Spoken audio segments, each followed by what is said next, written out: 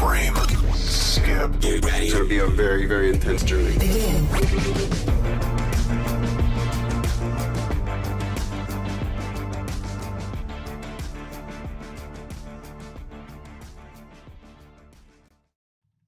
What's up, everyone, and welcome to episode 121 of the Frame Skip podcast. I am your host for the evening, Andie Eller, and I am joined by the wonderful man in beige, Seth Slakehouse. How's it going, Seth? Is that beige? This is like Would you define that as beige? I would say it's a light beige, closer to an off-white, maybe eggshell white. Okay. If we're getting very specific. I'm doing very well, Austin. I'm glad you asked, because earlier this week, I was reminded how dumb teenagers are when I saw a teenager outside mowing the lawn and his friend walk up to him just because he thought it'd be funny and start putting his fingers in front of the lawnmower. Oh, yeah, that's a horrible idea. Like, hoo, hoo, hoo, hoo, hoo, hoo. And I'm like, I was driving down the road with Watson. We were watching this happen. And I was like, well, if he gets his fingers chopped off, Watson, do not stop. We're just going. Because he deserves it.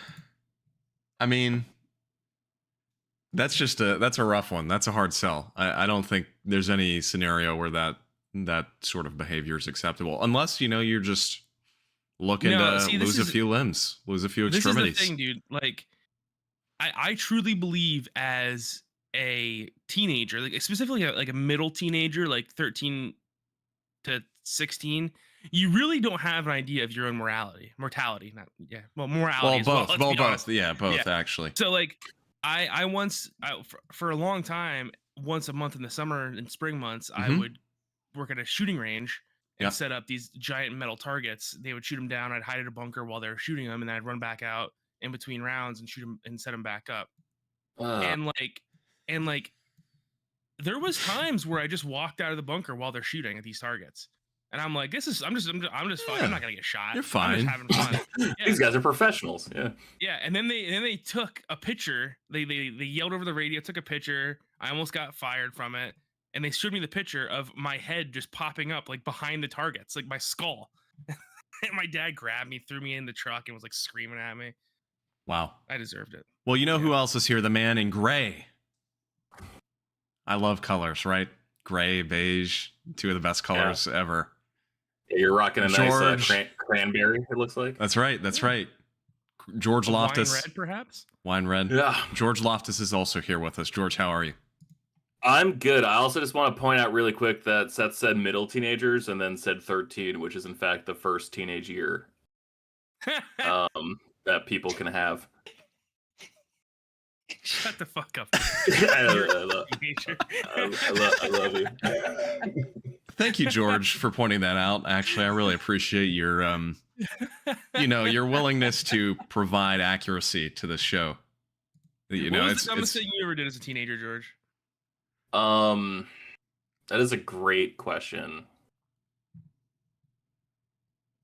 I was kind of a pussy, so actually not a lot. I got to be honest. I didn't really go outside of my comfort zone too often. Okay. I remember one time I got a car and we were trying to see how far we could go down a hill with my car in neutral. Oh, okay. And a friend of mine, like our car was starting to slow down and we were almost at like the end of this road. Like I had been in neutral for probably like 3 miles at this point, just like going up and down all these like wavy hills.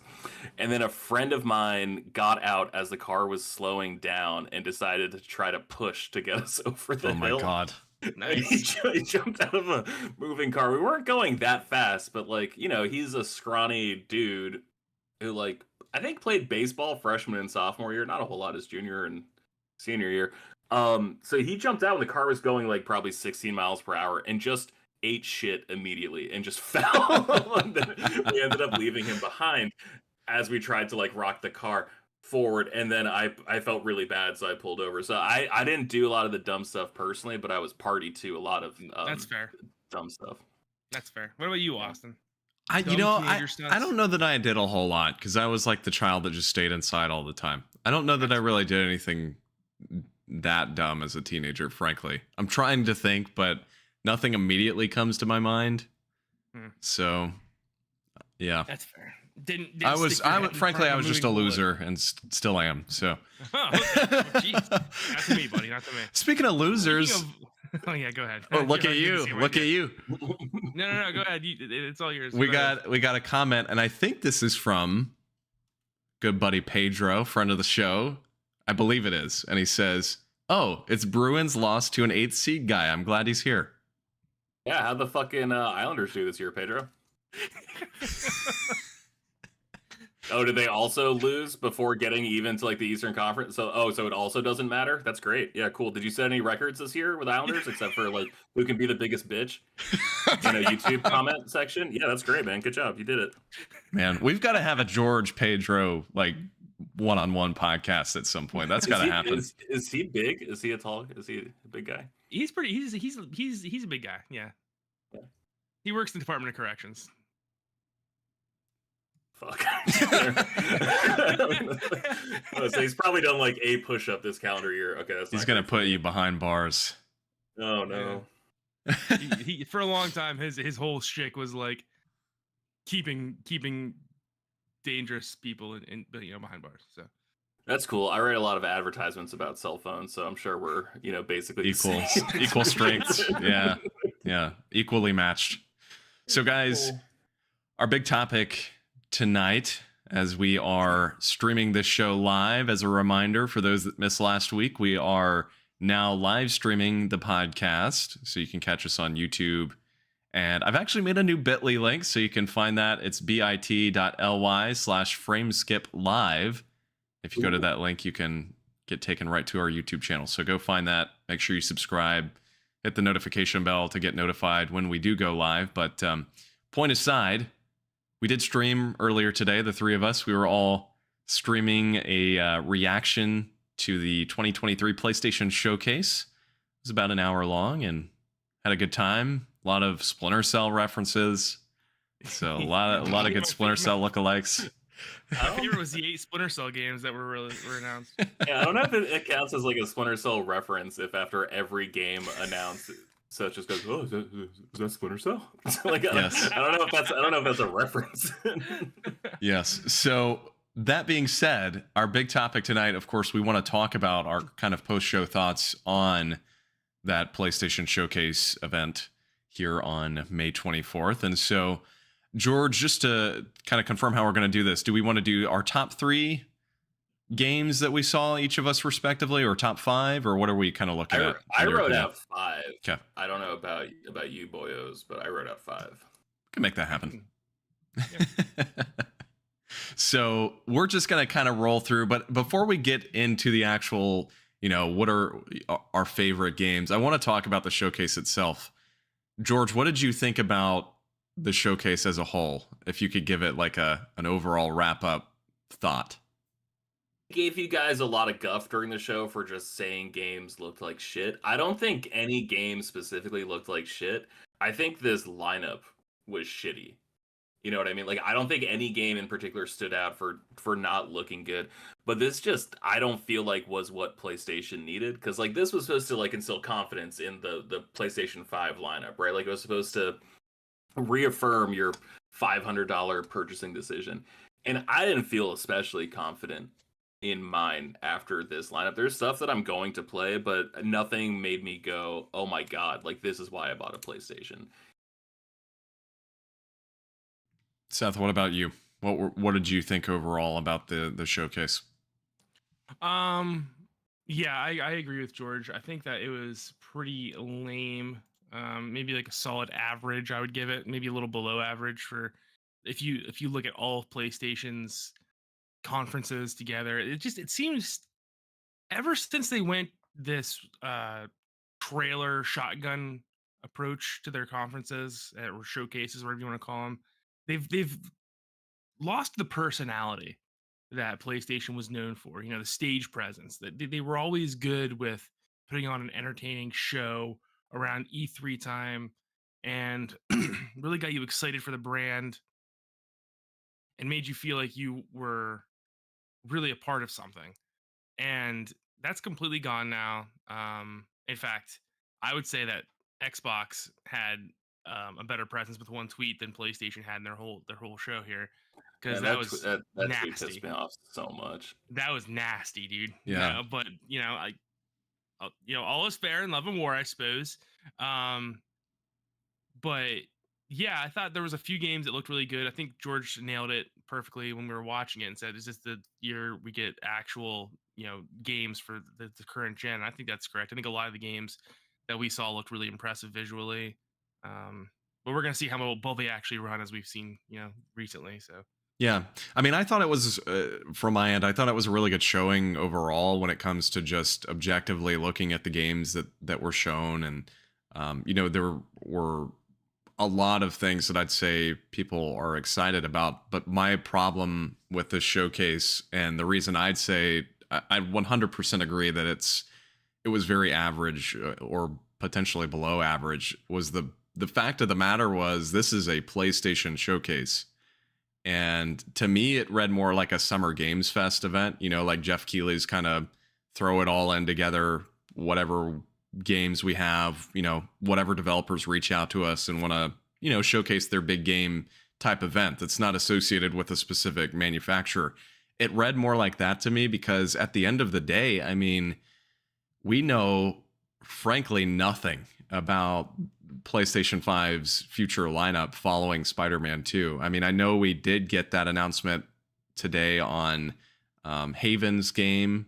And then if you want to include Helldivers 2, even though that's not a first-party title, that was a pretty big PS4 and Vita game back in the day. But for the most part, my overall issue here is we did not get a single look at anything new whatsoever from a PlayStation first-party stand front. I mean, I was sorely disappointed in the fact that there was no PlayStation Studios logo. I mean, we got it in front of Spider-Man 2, but aside from that, we have no idea what's coming out after this fall on PS5 on an exclusive front. So It's not even that is a problem, and that's just not even my only problem, which is its own problem. I said that word too much. I feel like it's losing meaning. Sorry. What was that fall showcase they had last year where they showed Star Wars Eclipse and Knights of the Republic and a Wolverine teaser, right? the fake one they had, that none of that stuff was real. Yeah. Yeah, and so because none of that stuff was real, I'm like, okay, are you playing it safe by announcing stuff that is coming out because you trust third-party studios to do stuff better than any kind of exclusive deals that you currently have locked in place? And it's just kind of meaningless because, like you said, there's no firm roadmap, right? Post Spider-Man 2, and they could very well do another fall show. They might. What was that thing they started doing? PlayStation, was it just called PlayStation Showcase? State of Play. Thank you. They could do that, but a bunch of these games announced, some of them look kind of fun. I'm not trying to dog on any of these games. But they would be more at home in a State of Play than your big showcase. Here is us finally showing our hand, Yeah, I think for me this read 100% just a large State of Play. It did not read like a premiere, almost E3 style showcase, which was what they kind of set this up to be. And to me, it just didn't fall in that range. But back in 2019, I think they had free admission to AMC movie theaters to see the PlayStation. It was E3. a big deal. yes, yeah, and it was the one that was fully orchestrated at E3. It had God of War. I think that was the first God of War, so maybe it was before. Maybe it was 2018 that I'm thinking of.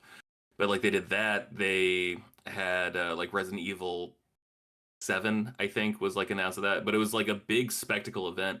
And I honestly have kind of, I don't want to say an issue because it's just not my taste, but I'm kind of bored of the PlayStation personality that we've been getting lately, where everything is so reserved. Everything feels a little A24-y, it just feels so bespoke and measured, and I guess just deliberate in a way that I just kind of miss the weird old PlayStation. I miss the puppeteer era PlayStation. I miss mag. I miss them taking chances with their games as opposed to just trying to do award bait, which it kind of feels like they're trying to do. And I'm not trying to shit on the quality of the games because obviously the quality is still there. It's just the games they're making aren't why I play games. And so between that and then just like this generally underwhelming showing, I'm just like, oh shit, PlayStation, what happened? So Yeah, I mean, we always know though, right? Like they PlayStation performs their best when they're not in first place, when their backs are up against the wall, and they're trying to become number one. It always seems like when they get to the top, they kind of just coast, Yeah. and that's not how they perform best. No, it's like Seth. Seth is always best when he's coming from behind. So When aren't I? yikes, yikes. Well, on that note, we're a dirtier let's show just now. let's just move off of that for a second here. Like I said in my kind of review of the show, I still do feel like there were some really good games shown off here.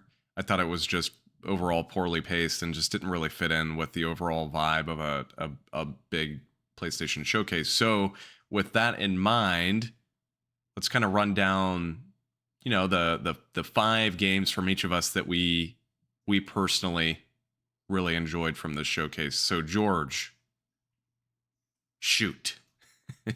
All right, you guys are gonna make fun of me for this, and I gotta be honest, I'm probably never going to play this game.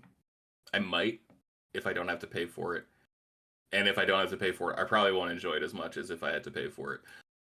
It's clearly a ripoff of Splatoon, but I'm gonna put Foam Stars in the 5 spot simply because I think it's really cool to have a competitive game where like the object isn't directly to murder someone else. Like I'm just so sick of like multiplayer being the same for seemingly every fucking game. Like Fortnite was really interesting when it came out, but then everything is just like iterating off of Fortnite, right? And I'm sick of it. I want like a new paradigm, and I don't know about you guys, Splatoon don't run too good on my Switch, so it'd be kind of nice to play something in that vein elsewhere on more capable hardware, I guess. Also, the character designs were fun, so yeah, fuck you.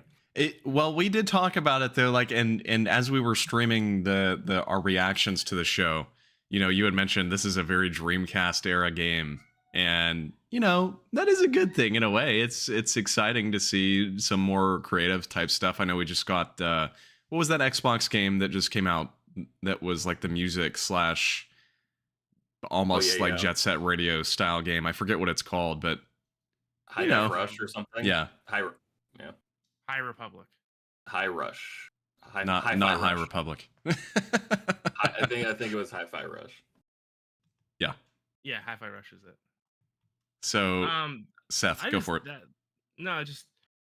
That's such a Square Enix ass game, dude, because that company clearly there's something wrong management wise, like them offloading so much and them releasing 45 of the same genre game at once last year in the fall and winter, right on top of each other. And Square Enix just doesn't seem like they know what they want to do, and they're just trying to figure out what sticks. And I think most people would agree that what sticks with Square Enix is just your Japanese role playing games.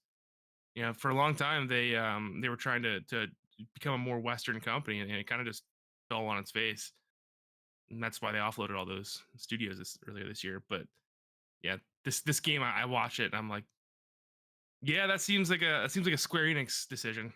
So that's all I gotta say about that.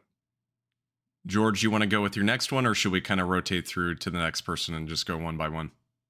Let's rotate through because I think we're all gonna have similar games at the top. So Seth, you go. What was one of your top 5 games that you saw at the PlayStation Showcase today?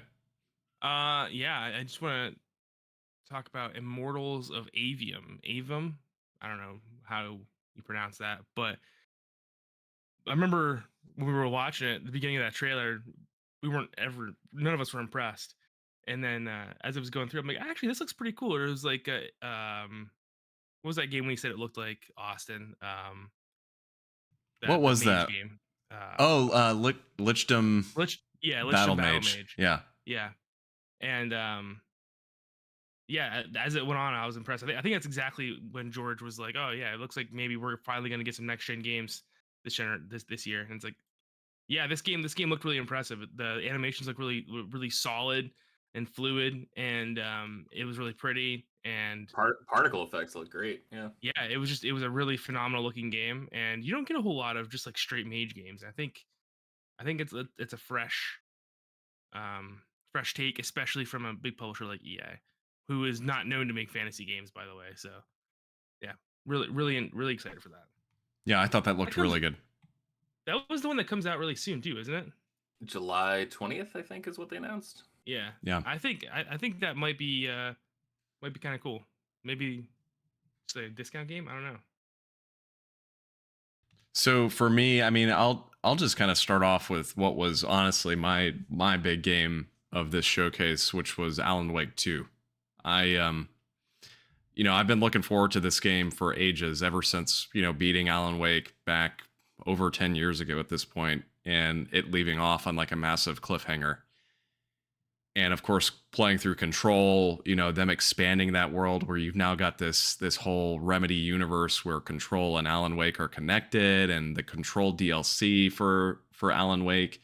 There are so many cool directions they could go with this game, and just seeing the gameplay with the new character that they are bringing in, just so exciting to finally see gameplay for this thing and know that it's coming out soon. I mean, I think it's mid-October.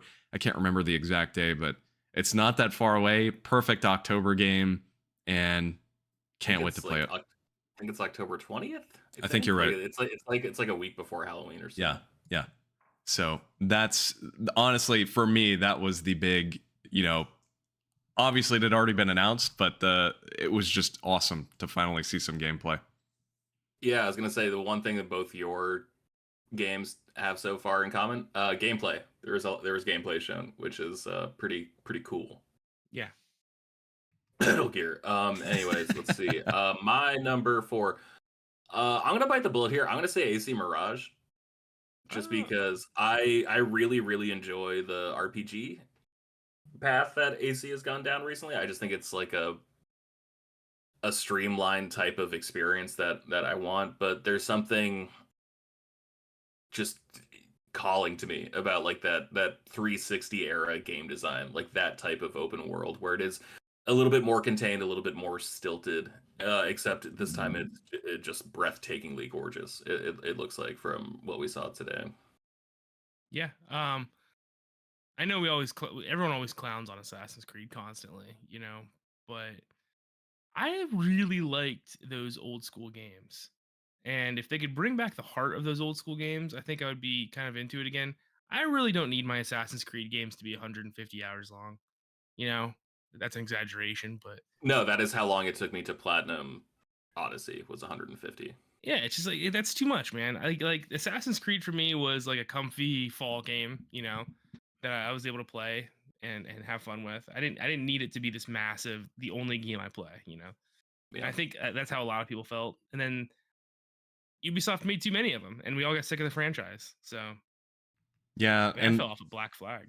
No, so did I. That was the exact point I fell off, was playing through 3 and then a little bit of 4, and then at that point I just kind of gave up. But I played some of Origins, and I know that these newer titles are really highly regarded, but they're just too big for me. Like I have tried and tried, but they are just massive games, which I respect. I mean, I know that there's obviously a love for titles of that size, but I don't have the time. So it's not even that I don't have the time for that anymore. Yeah. It's that like I don't have the distractions for it anymore. Because like when those games were coming out, like I was listening to probably 3 times as many podcasts as I do now.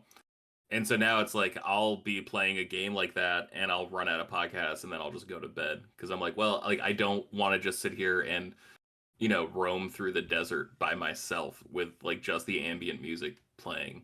I listen to all my basketball shit. Like I got nothing else to do, so I'm just gonna pack it in for the night. Yeah. Yeah, Pedro says I quit after they ruined the story in Assassin's Creed 3. That's exact same point for me. And Austin were talking about earlier, and it's funny because there's only 2 schools of thought on it. That the modern day story was cool, and that the modern day story shouldn't have been there at all. And me and Austin fall on the opposite sides of the road as George, as we were saying earlier in the stream. I hate the modern day stuff. I think it's so fucking lame. I But think you it'd know, be so cool to have a sincere game set in this ancient time period. I think that's rad enough, you know. but you must have been in the majority because whatever they saw, it was enough that they just cut it out completely. So No, they still do that shit in Odyssey. Like everything in Odyssey takes place like in the future, and yeah, but it's just her it's a going lot back at, less, right? But a it's like sun not setting. as it's like not as compelling though, right? Like it's not as I don't know. I could be wrong. I was more into it because it didn't feel like it was a side movie happening while I was playing, like watching this other movie. And so, like with the character in Odyssey, I didn't get very far into Valhalla. Only like 15 hours before I kind of got bored of that game. Like it was like a brand new character. I thought, you know, just because I don't think I played anything past 3. I played a little bit of 4, but it was right after I got the platinum in Far Cry 3. And like one of the first missions is like go kill 2 lizards to make a pouch. I'm like, bitch, I just did this in Far Cry. I'm not doing it again. Like, why did you make everything happen in that game also happen in this game? Like, it was just cross contamination of too many mechanics. I For sure. I still hold for sure that Watch Dogs was originally Assassin's Creed in modern day. Oh yeah. It just read like that to me. I mean, obviously they were setting up Desmond to be this like modern day assassin. And that just read to me that was going to be the game that they had been building to. Yeah, and then they changed the last second. Yeah. So, Seth, what about you? What's your next stop from today's PlayStation showcase? Grand Blue Fantasy Relink, the game that I've been waiting way too long for. This was based on the mobile game Grand Blue Fantasy, and then they got out a fighting game since then, and it's developed by Psy Games, and it was being developed, contracted by Ninja Theory. It's an action RPG, very high fantasy, very cool looking. We demoed it at PAX like 6 years ago. It was really, really awesome. And yeah, it looks like it's really fast paced, a really cool cast of characters, awesome artwork.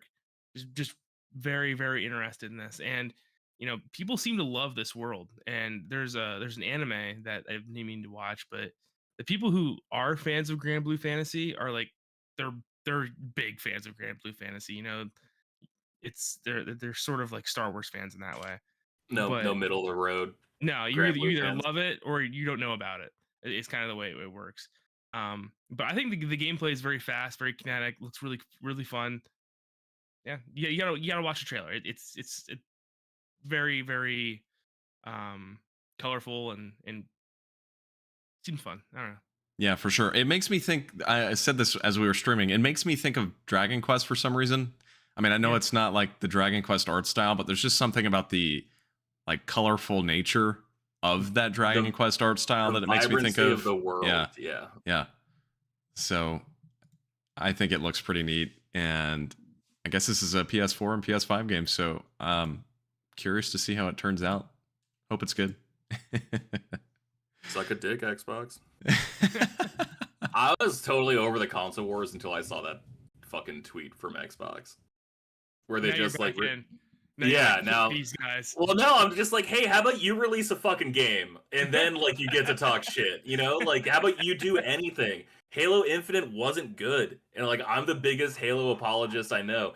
Starfield is probably gonna fucking suck the first like 2 weeks that game's out, at least the first month that game's out. I doubt they'll ever fix it because like why the hell was Skyrim never playable on PlayStation? They don't care. They don't give a shit. They got your money. So no, how about you like put up or shut up, guys? Like, oh, these games are available on Xbox also. Do something. I love it. I love the energy. Get it out there, George. So, guys, my next one. It's an interesting one for me, and I'm just going to keep rolling with the heavy hitters here. The Metal Gear Solid Delta, which is confirmed, it is going to be called Metal Gear Solid Delta Snake Eater. You sure it's not Metal Gear Solid Pyramid? It should be, or Triangle. You know, Triangle could have been a good one.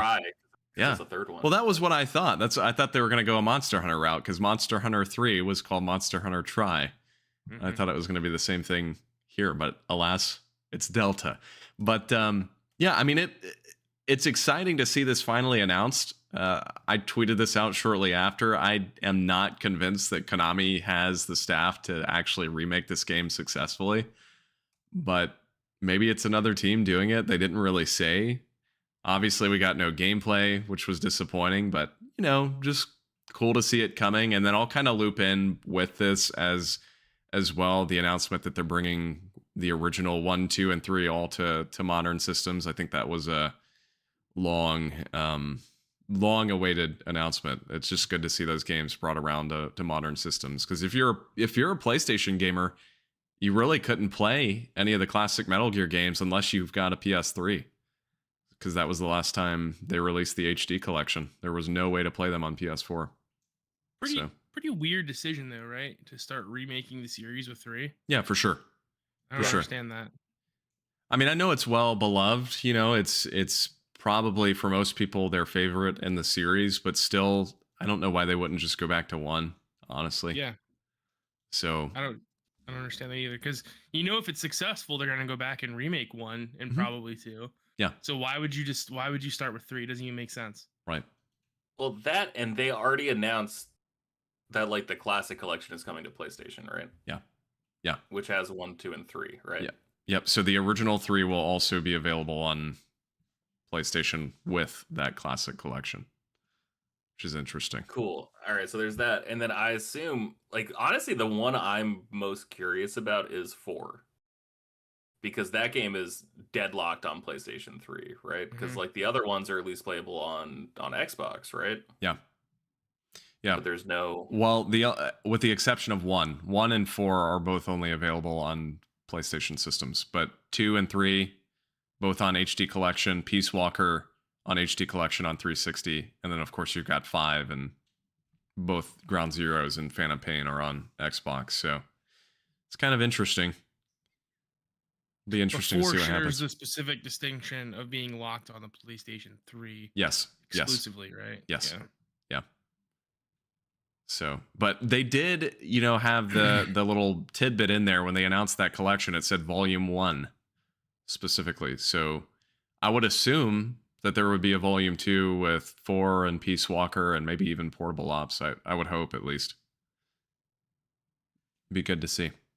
So, George. How about Metal Gear Acid coming back? All right, or Metal Gear Tactical, or whatever it's called, Tactics. Yeah. Do that. The one that everybody disliked. Best game in the series. You know what would be cool though if they did like a Volume 2 of the collection and it was 4, Peace Walker, and Rising.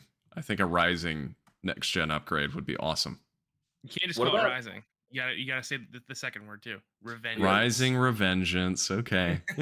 Well, what about Portable Ops? Right, that was the PSP one. Portable Ops could be thrown in there too. Because Acid was the card game one, right? Right. Okay.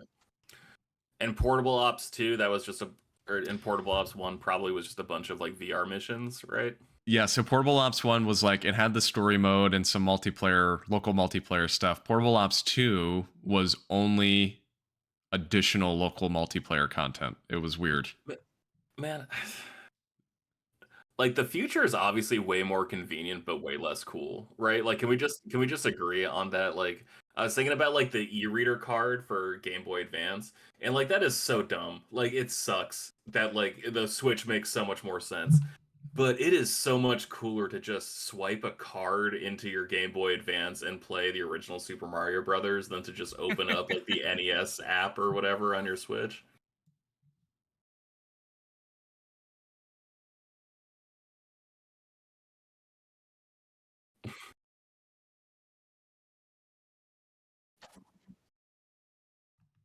Number 3, I got Ghost Runner 2. I got really excited first. I thought it was like a racing game. I don't know if you guys remember on N64 and then I think on GameCube there was this racing series called Extreme G where it was like futuristic motorcycles set to just crazy ass techno music. And this game kind of looked like it for a second. This is not the only game we saw with an Akira-like motorcycle today, but it was the first one that got my attention because it was the first one presented. But just like seeing like really cool futuristic vistas that felt like, like 2003's idea of the future, whatever, and then to jump out into just butter smooth gameplay where you're just hacking dudes in half and shooting them into confetti. I thought that game looked rad, and I didn't play the first Ghost Runner, so now I'm actually thinking about going back and checking out that first game. Yeah. Ghost Runner is always a game that is like on my Steam wish list. Like, hey, that speaks to me. I should probably buy that, and then I never actually get around to buying it. So that's all I know What about was Ghost Runner. what was the Switch game that came out last summer? I think where it was kind of like a speed running game with like a shooter. You know the one I'm talking about, where it's like Neon it's White. like Neon White. yeah, where it had kind of like a gothic flair to it. Yeah, all those games, like I just not for me. Like I'm so uncoordinated when I play video games that like I'm just not living the experience that I was sold, you know? Yeah, But something about Ghost Runner just looks aesthetically so freaking cool. yeah, I agree. I want to talk a little bit about Phantom Blade Zero, the coolest game I think I've ever seen in my life. Um, I don't. There's very few times when I see gameplay and I don't understand how that works, because this action in this Phantom Blade game Yeah. was so quick that I almost have to believe the game engine is doing most of the work for you, because it's unbelievable when you look at this and you see all the small movements from like the sword fighting and stuff. There's no way that the game, when you actually play it, is going to look like that. I refuse to believe it until I have it in my hands. These giant dick beating hands. I Oh my God. refuse to believe that that game is going to look like that when I'm playing it. But it looks really cool. It looks very hard, almost like a Ninja Gaiden type or like a Sekiro type. Yeah. But yeah, very cool, very Japanese and Chinese, or as Asian or Asian, as Austin likes to say. Inspired. As I game. like to say. Yeah. Me and George were arguing over whether it was Japanese or Chinese, and you're like, it's just Asian. It's Let's just play it something. safe. Yeah. It's Eastern. Let's just play Yeah. it safe. No, It looks. Oh, sorry. No, Austin, I was just going to say it looks incredible. I know nothing about this development team, so I haven't had time to research who they are or if they've made anything or where they're from. I would assume this is probably either a Chinese or a South Korean development team, just because there's something a little different about it to me. It doesn't read Japanese fully, as I've watched the trailer again here, and but you're right, Seth. The gameplay looks just unbelievably fluid and dynamic, so to the point where I literally don't know that I believe that that's how the game's going to play, but it looks good. It looks very good.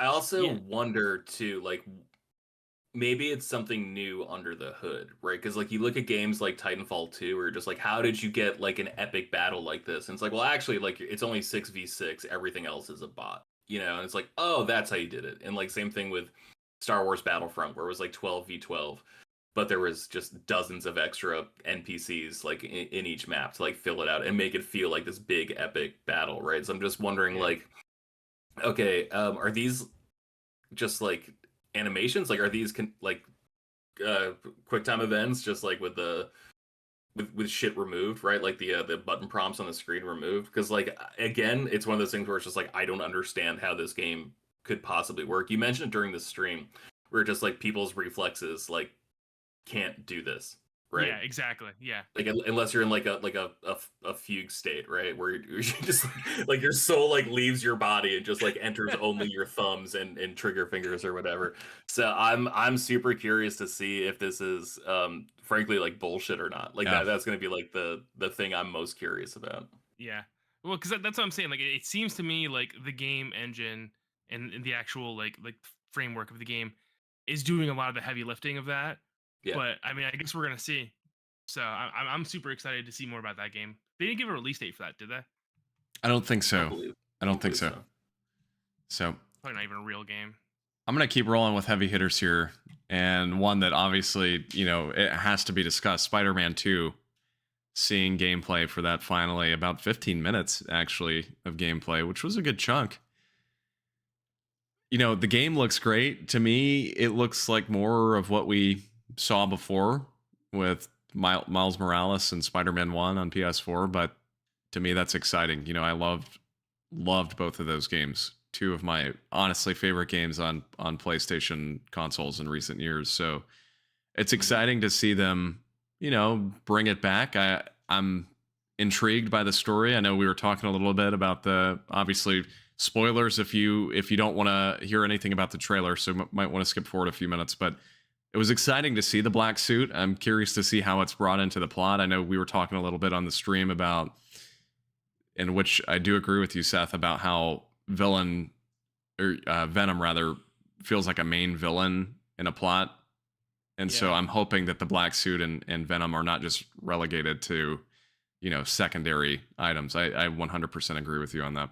Well, now that I'm thinking about it more, I was assuming that in this Spider-Man universe, based on the hidden ending of the first game, Venom was going to come before the black suit.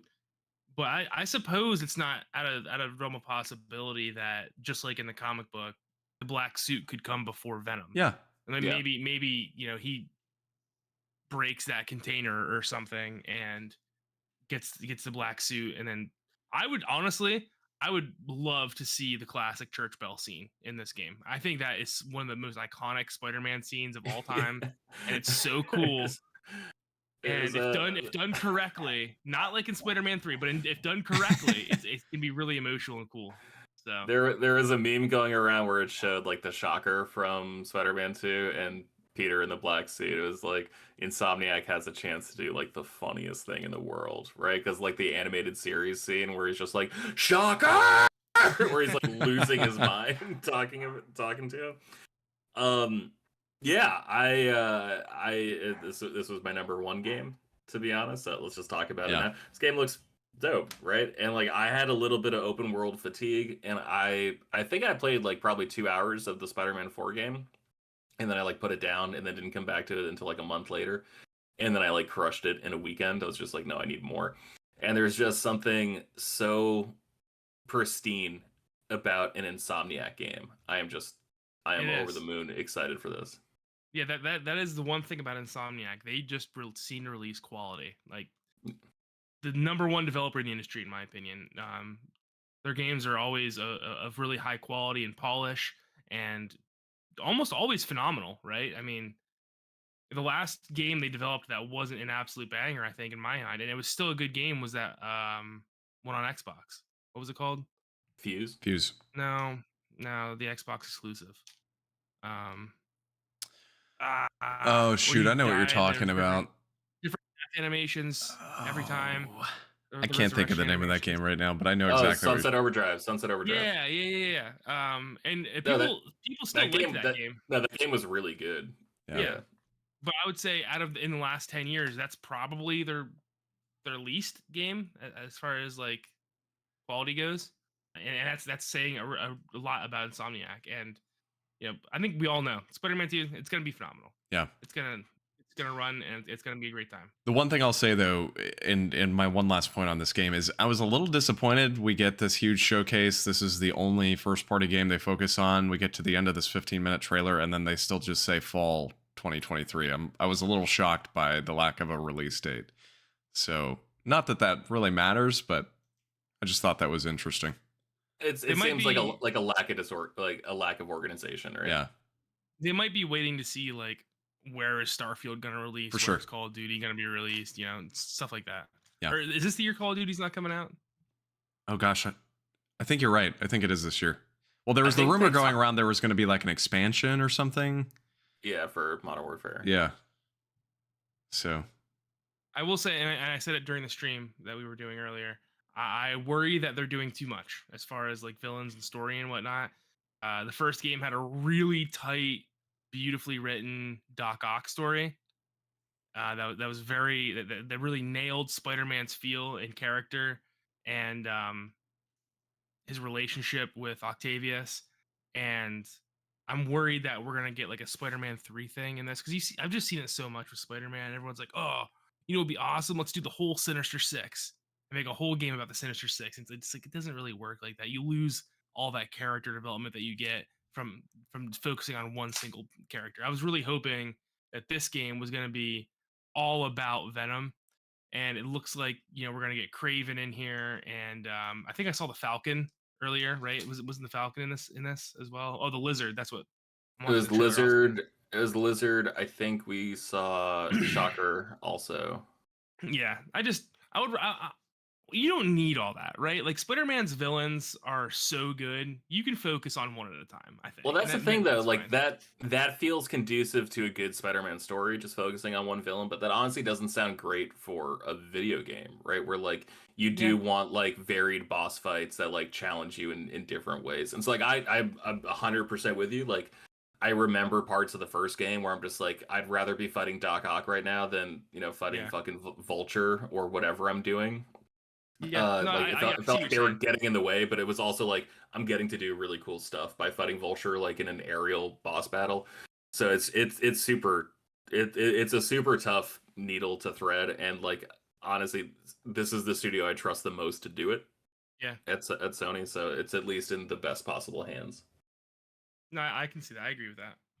So George, I know you said that was your number one game. So I think you'd have one more game to talk about. Is that correct? I hope I'm doing my math right. It Okay. is, yeah.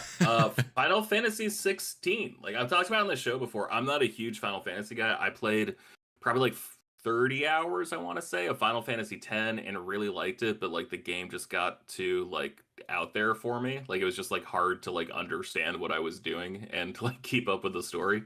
And then I played a lot of Final Fantasy 3 on my PSP and like played 5, like the PS1 classic years ago, and had a good time with that. But besides that, like I don't really know Final Fantasy that well.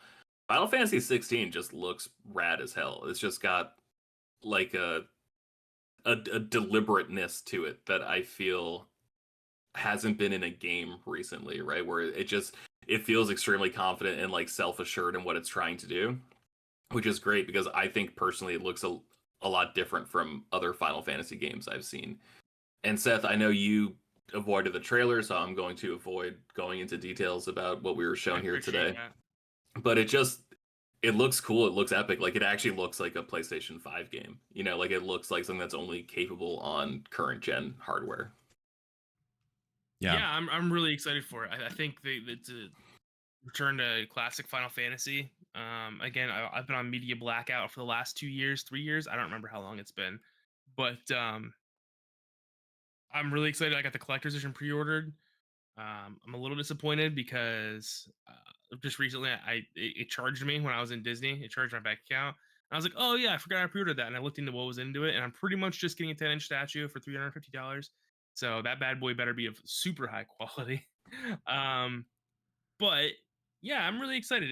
It's the first real Final Fantasy game since I've been a real adult, and I told Caitlin when that game comes out, you're pretty much going to be single. Your boyfriend isn't going to exist for a week or two. Hold on. Fiance. Yeah. Yeah, I There you gotta go. get used to that. I gotta get used to that. Not used to that yet. But yeah, I'm stoked, man. This is maybe one of the top 5 biggest games that have ever come out for me. And I'm just so impressed that I've managed to not spoil myself and watching the trailers for the last 3 years.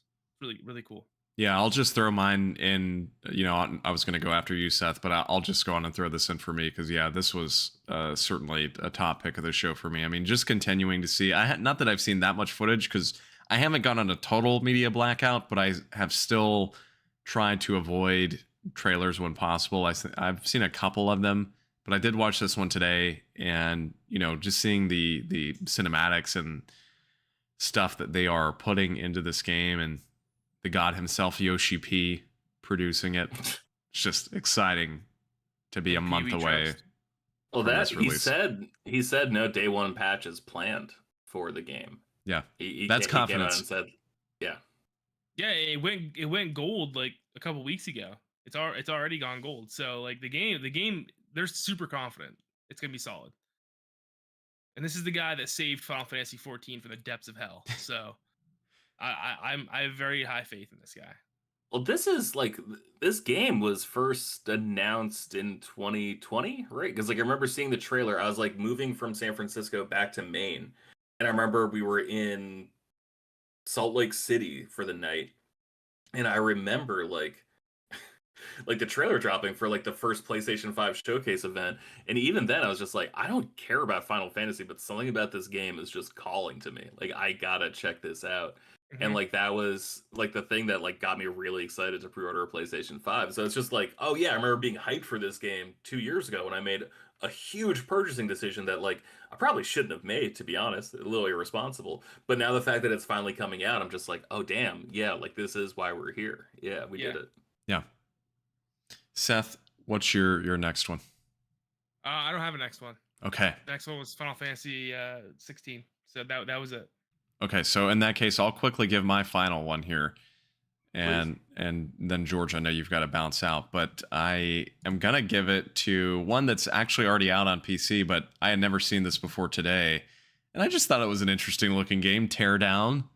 The game with the kind of voxel style where you've got all these realistic kind of physics simulations going through, destroying buildings and vehicles and stuff.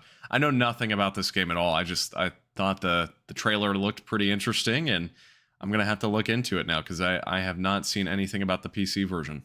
But It does look cool. It does look cool. yeah, I know our main point we were discussing is like, what is the goal of the game? Because they didn't really convey that super well. So I'm gonna have to research it some over the next few weeks and see what it is and see if it's worth picking up.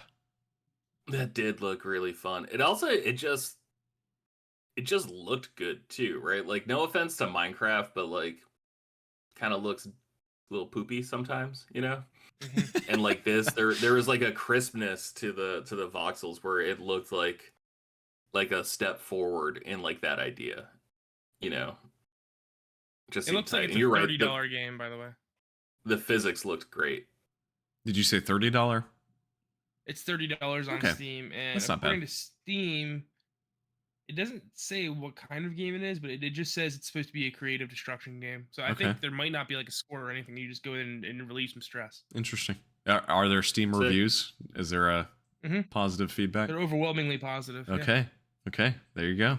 Can I give a The special? first, Oh, I sorry. was gonna Go say for it. the first review is it's like Gmod, but you can realistically recreate 9/11. Oh, Oh, great. that's my reaction. Oh. Cool. Yeah, that's neat.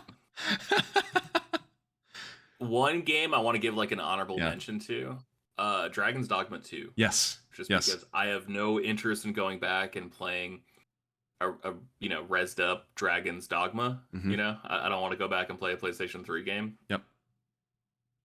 But man, like I want to get into this series, and like it looked cool, and I like that there was such a big emphasis on magic in the Mhm. game, because I feel like a lot of times with fantasy, it's barbarians, it's just those two-handed weapon wielders or whatever. But like it looked like there was actual like casting in this game, which I thought was interesting.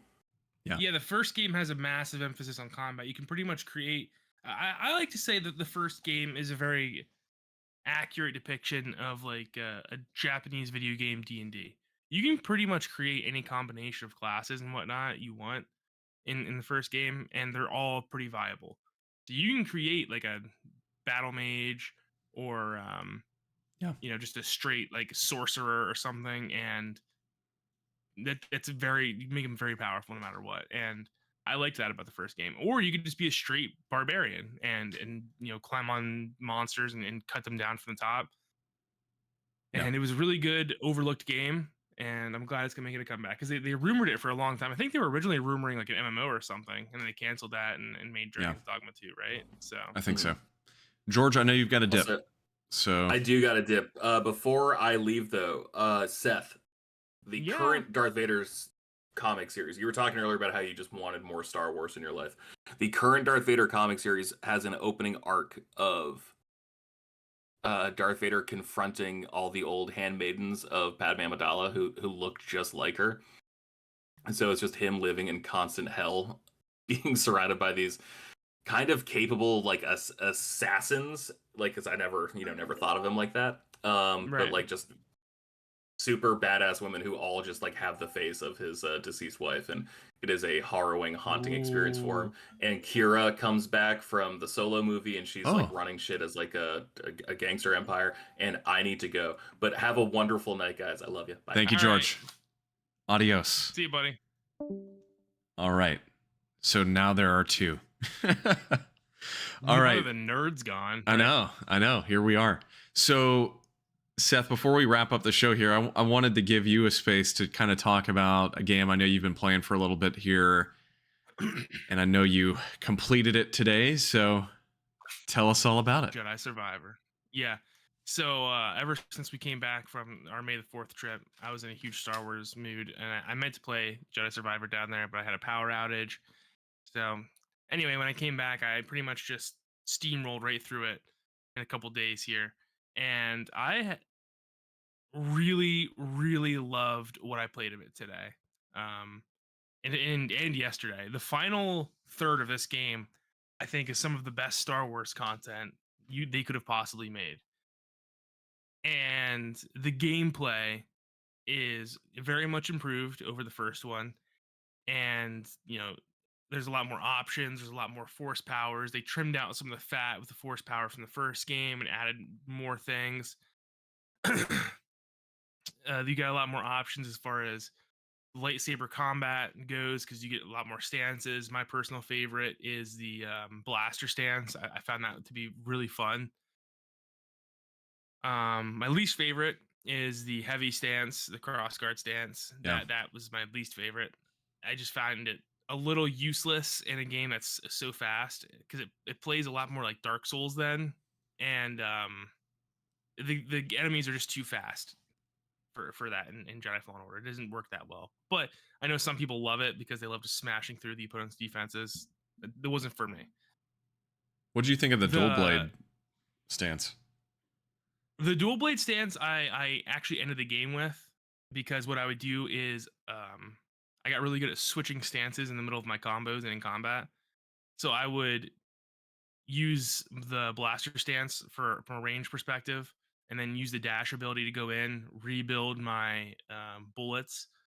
And then if I won't need to do any extra damage in the short range, I would switch to the dual blade stance and chop them up.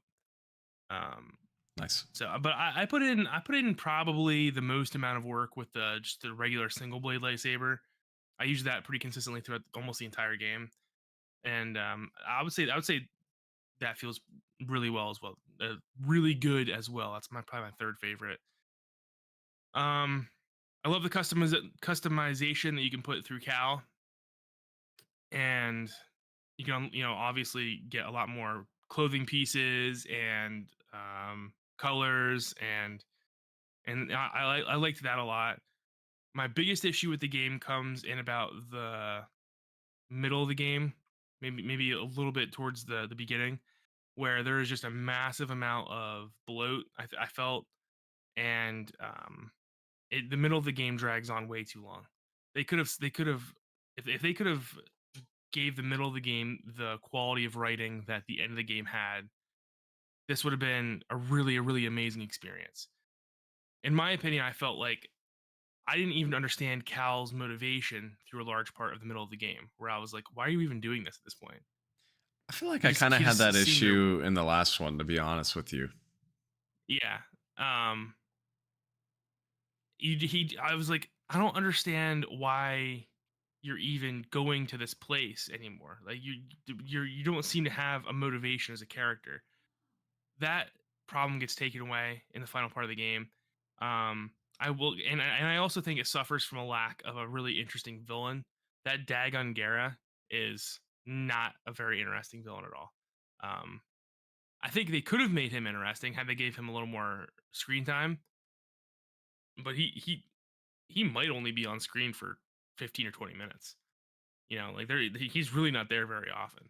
Yeah, it sounds like it kind of repeats some of the same issues I had with one. Not that they were absolutely criminal, but like I kind of had that same problem with one where you had the Inquisitors here and there, but when it came to like an overarching villain, you had the guy, and spoilers for a like 4 or 5 year old game at this point, but you had the guy that was on Dathomir that was like the former Jedi, and that was like kind of the final boss fight, I guess. And it was just, I don't know, I felt like there were too many villains. There wasn't like a central enemy, I guess, in the first game. Mm-hmm. So it sounds like it kind of doesn't totally repeat that, but it sounds like it would be a similar issue in 2. So I need to play more of But it. but what I will say, man, is once that final act kicks up, I mean, it really doesn't let off the gas until the credits roll,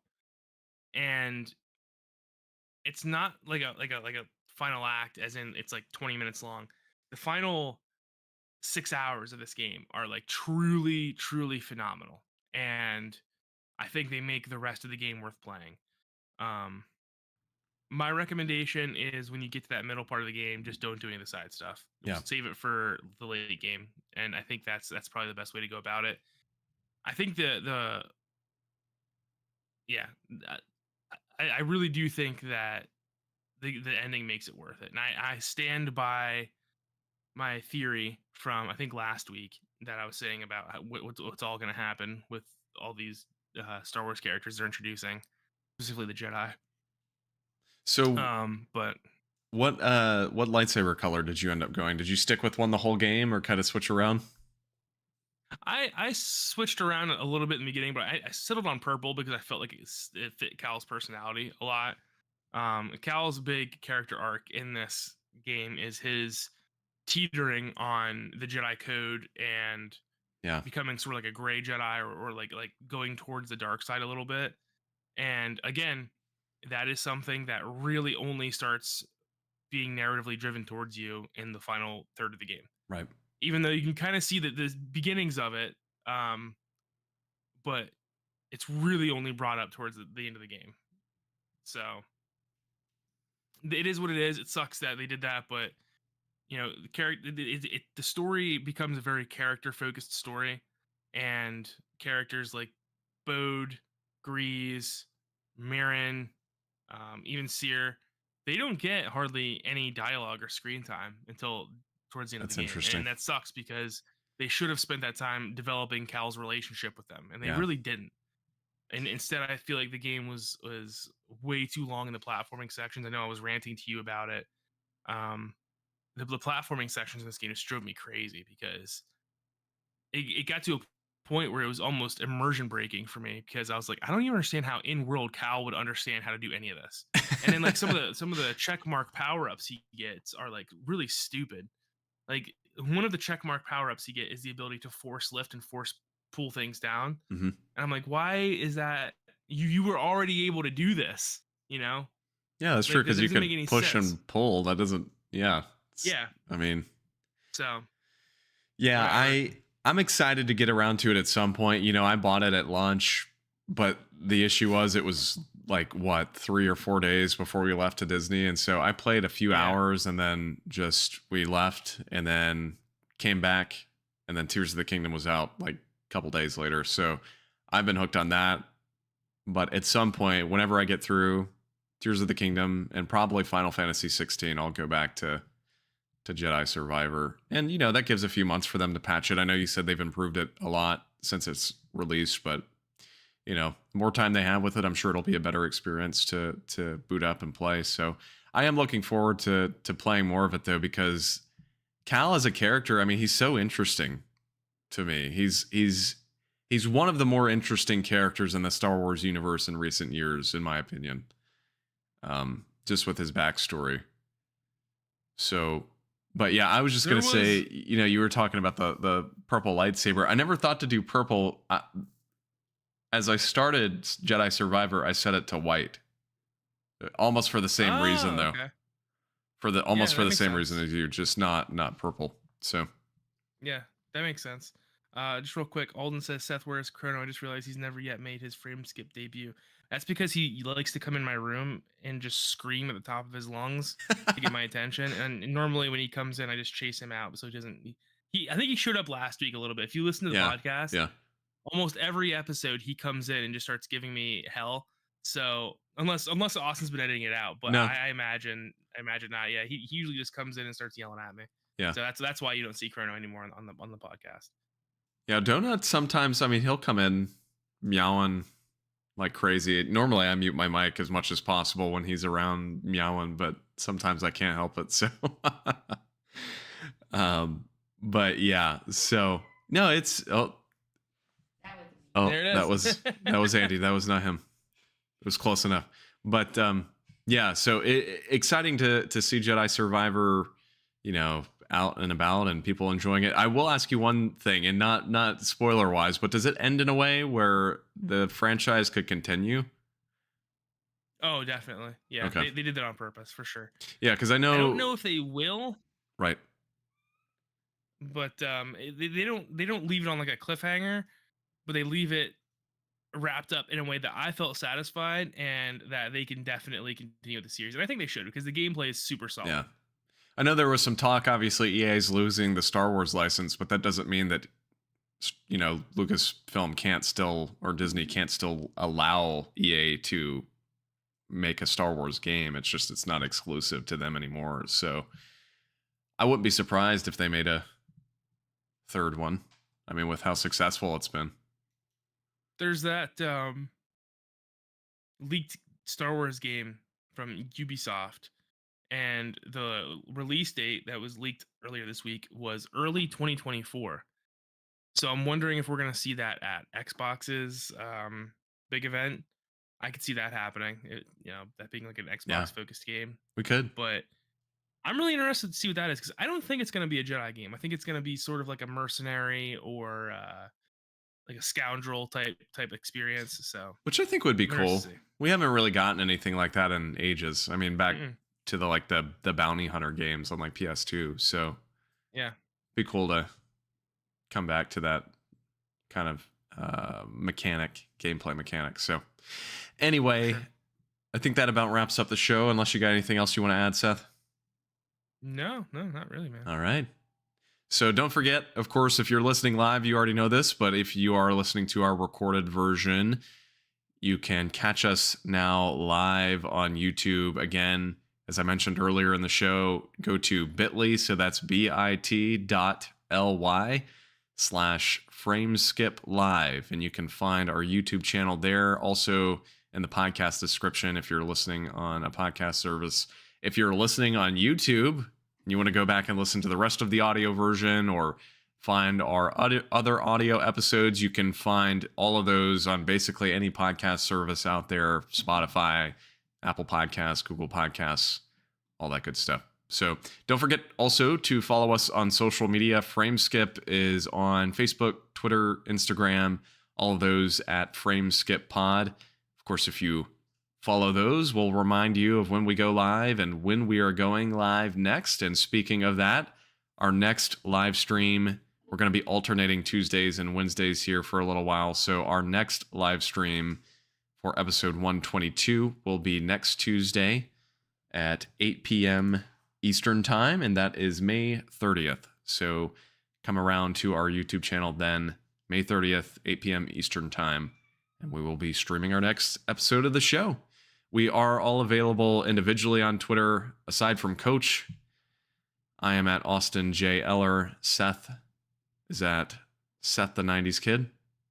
There it is. George Don't is follow at me. Purple Bird 616. Don't follow Seth. And with that, we will wrap it up here, folks. So thank you all for listening, watching, streaming, whatever it may be. And we will catch you guys next week.